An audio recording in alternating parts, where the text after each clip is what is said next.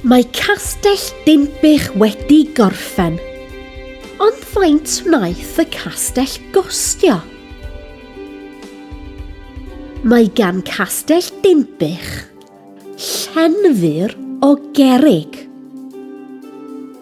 8 tŵr cerrig,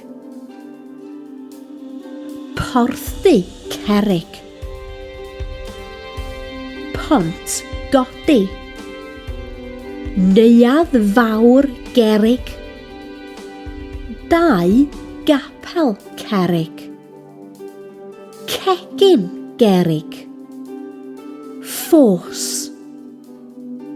Faint wnaeth y castell gostio?